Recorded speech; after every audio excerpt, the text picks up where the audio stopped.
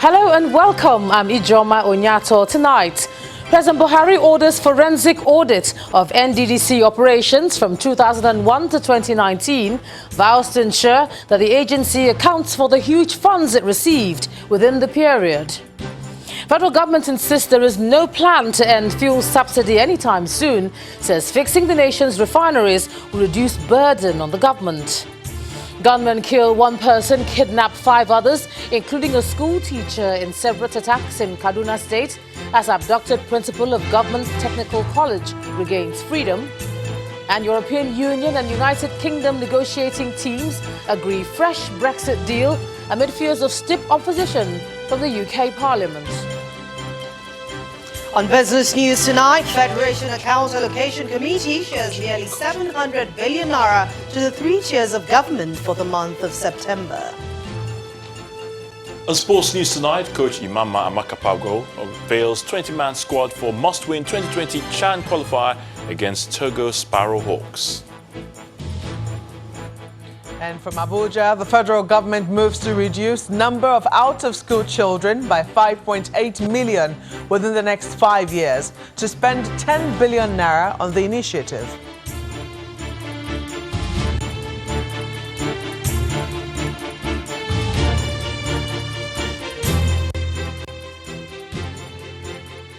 President Muhammadu Buhari today ordered a forensic audit of the Niger Delta Development Commission 19 years after its establishment.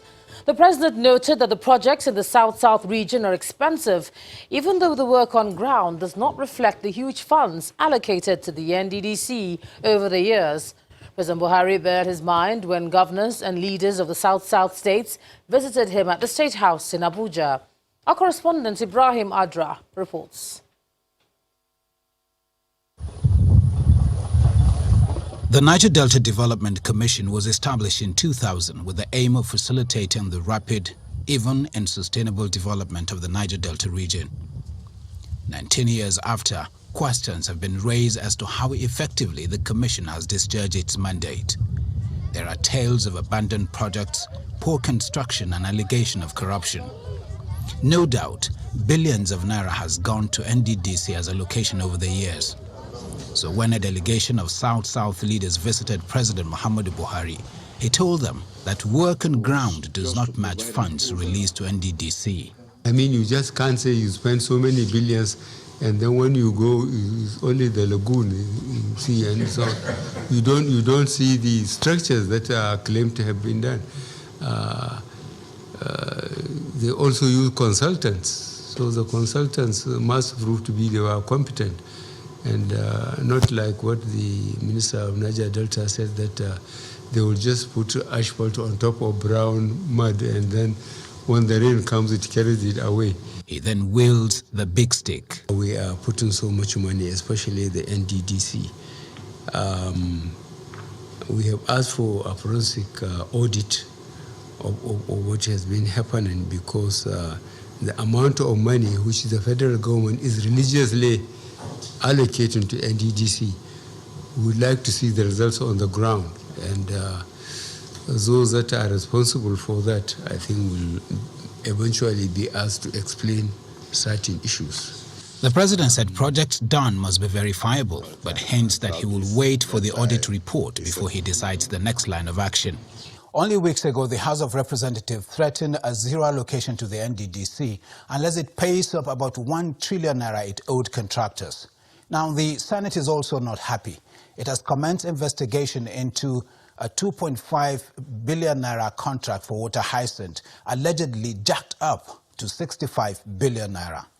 We have invited the NDDC, Acting Managing Director and management, to come and testify before this Committee of the Senate on Public Accounts on an issue that has become of national importance. That is the award of contracts that have to do with the clearing of water hyacinth in the Niger Delta region, and then of course the desilting contracts that were awarded by NDDC under the emergency program.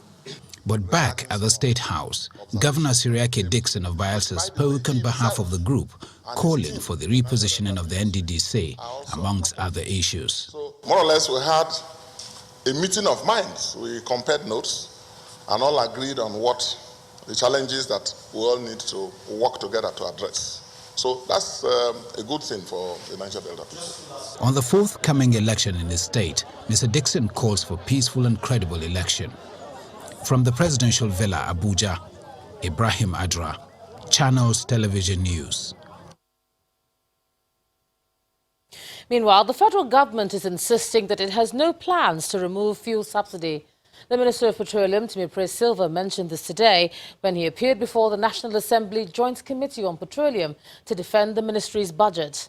The different committees of the House of Representatives also received some other ministers for their budget defense. Our correspondent Terry Kumi reports. Budget defense in the House of Representatives is on accelerated mode as ministries, departments and agencies troop in to defend their budgets. The Committee on Local Content wants MDAs to give priority to Nigerian content. Ensure that Nigerian content is considered in the award of contracts by all MDAs. Promote the use of Nigerian goods and services in government and private sector. The Minister for State Petroleum also appears before the Joint National Assembly Committee on Petroleum to defend his budget. He speaks on why payment of fuel subsidy is unlikely to end anytime soon. If we fix the refineries and we're able to pump from the refineries, that will also reduce the cost of subsidy on the government. So the government is looking at it more from that angle than from the angle of removing subsidy. So it is not on the card at all. He also comments on agitations to declare some states as oil producers. If you are already producing oil, we will know that you are producing oil. I cannot hide it. At least we'll be moving the oil from your state and you automatically will become oil producing. It is not actually within the powers of the Ministry of Petroleum to designate any state oil producing. Meanwhile, the appearance of the Minister of Mines and Steel for his budget defense gives room to address questions associated with artisanal or illegal mining. How come that foreigners get license to mine in our own territory and the indigenes don't get license? They live in this area, they dig the ground quickly, they get something and they sell it. They are not telling them before they do that, they must get a license. Before they do that, they must pay to government. They must declare what they got and pay to government. They are averse to that. That's why they're not benefiting. We are trying so much. We want them to come in. It's them that are pulling away because of their illegalities. The Committee on Healthcare Services also receives the Executive Director of the National Primary Healthcare Development Agency for his budget defense. Based on appropriation, we got 21%. Based on the releases, 61%. This is divided up into the procurement of arrived vaccines, devices, and operational costs. What was appropriated was 7.6 billion. 1.6 billion was released. The budget's defense continues and will focus more on the departments and agencies under the various ministries, as major details in their budgets are expected to be scrutinized. Terry Ikumi, Channels Television News. All right, back to discussing what the president was up to today. Now, governors of the southeastern states have met with the president to discuss pressing issues affecting the region. One of the issues raised is the completion of the ongoing rehabilitation work on the Enugu International Airport, a request which the president immediately granted by approving the sum of 10 billion naira for the project. The chairman of the Southeast Governors Forum and leader of the delegation, Governor Dave Umahi of Ebonyi State, also requested a special intervention for the speedy completion of the airport and the rehabilitation of federal roads in the region. They also called for the declaration of a state of emergency on roads in the Southeast region. We came principally to request Mr. President as a follow-up for a special funding release for the takeoff of the reconstruction of the Akanwebiam International Airport in Enugu State. And we told him the need for the special fund we're asking for release. But graciously, he had already done that. And so we gave Mr. President standing ovation, and our people are very excited, very happy, and we appreciate Mr. President for doing that. And of course, we talked about, the disconnect due to the deplorable conditions of our road between one state to the other in Southeast. And we made Mr. President to know that the closure of Enugu Airport, which is the center of Southeast activities, we also worsen, the situation of our movement in Southeast. And Mr. President, directed Minister of Works to brief us, and he told us the intervention is going to make. It's not one-off. We are going to continue to put pressure to ensure that, we get these roads, fixed. It's day 3 of the ongoing negotiations between the federal government delegation and the leaders of the labour movement over the full implementation of the new minimum wage. Both parties resumed negotiations today after their talks in the last 2 days ended inconclusive. There are hopes that whatever decision is reached at the end of today's meeting will determine if the workers' union will now ask its members to begin on a nationwide strike immediately.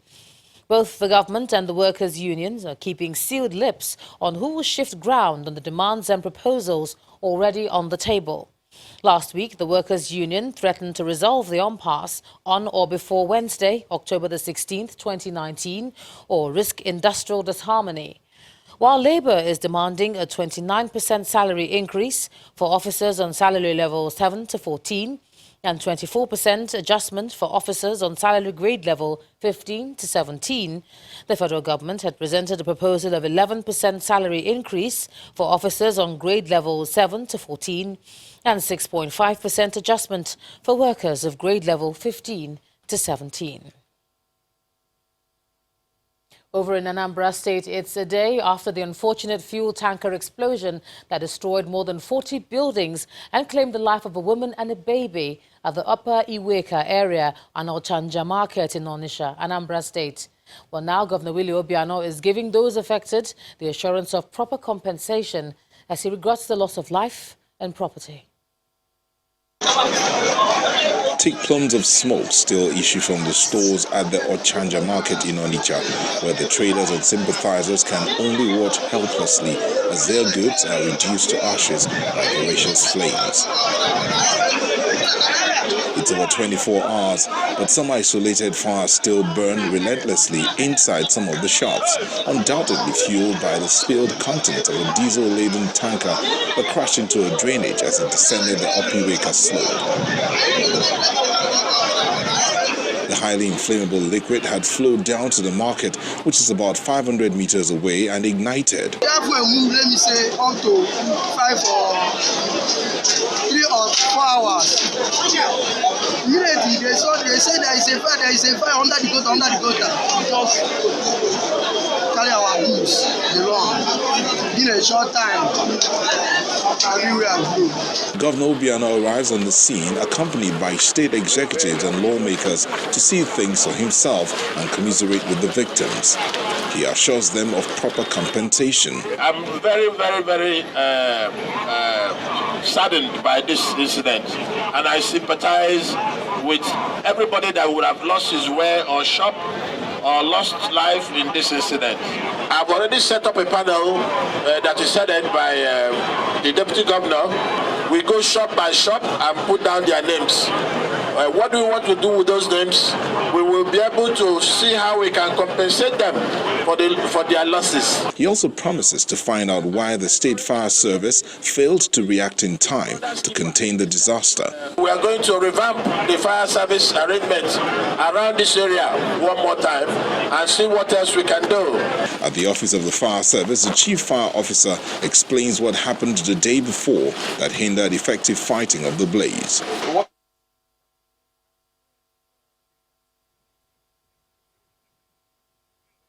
Over now to some security matters, but before we do that, let's take a little bit of a break now. And the former PDP National Publicity Secretary, Olisametu, loses bid to stop his criminal trial before the High Court of the Federal Capital Territory, Abuja.